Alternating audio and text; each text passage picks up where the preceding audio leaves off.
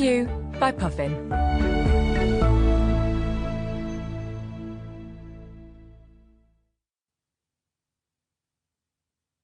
Pollyanna by Eleanor H. Porter. Read by Jill Winternitz. Chapter 1. Miss Polly.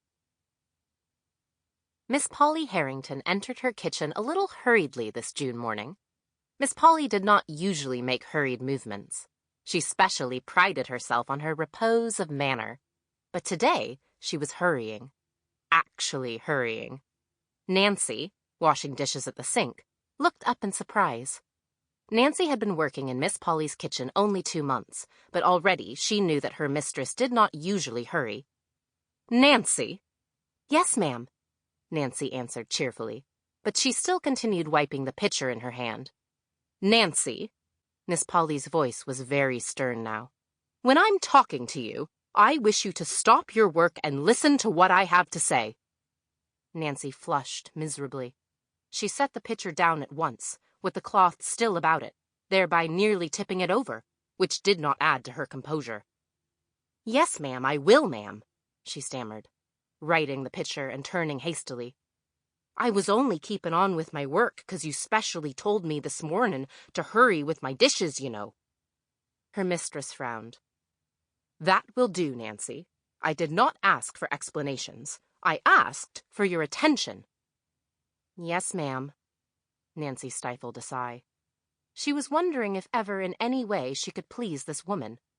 Nancy had never worked out before, but a sick mother, suddenly widowed and left with 3 younger children besides Nancy herself, had forced the girl into doing something towards their support, and she had been so pleased when she found a place in the kitchen of the great house on the hill. Nancy had come from the Corners, 6 miles away, and she knew Miss Polly Harrington only as the mistress of the old Harrington homestead and one of the wealthiest residents of the town. That was 2 months before. She knew Miss Polly now as a stern, severe-faced woman who frowned if a knife clattered to the floor or if a door banged, but who never thought to smile even when knives and doors were still. "When you've finished your morning work, Nancy," Miss Polly was saying now, "you may clear the little room at the head of the stairs in the attic and make up the cot bed. Sweep the room and clean it, of course, after you clear out the trunks and boxes." "Yes, ma'am. And where shall I put the things, please, that I take out?" "In the front attic." Miss Polly hesitated, then went on. "I suppose I may as well tell you now, Nancy. My niece, Miss Pollyanna Whittier, is coming to live with me. She is 11 years old and will sleep in that room." "A little girl coming here, Miss Harrington?" "Oh, won't that be nice?" cried Nancy, thinking of the sunshine her own little sisters made in the home at the Corners. "Nice? Well, that isn't exactly the word I should use," rejoined Miss Polly stiffly. "However, I intend to make the best of it, of course. I am a good woman, I hope, and I know my duty." Nancy colored hotly. "Of course, ma'am. It was only that I thought a little girl here might brighten things up. For you," she faltered. "Thank you," rejoined the lady dryly. "I can't say, however, that I see any immediate need for that." "But of course you'd want her, your sister's child," ventured Nancy, vaguely feeling that somehow she must prepare a welcome for this lonely little stranger. Miss Polly lifted her chin haughtily.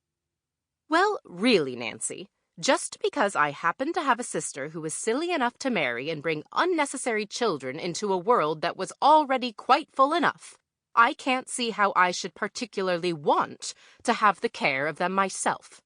However, as I said before, I hope I know my duty. See that you clean the corners, Nancy," she finished sharply as she left the room.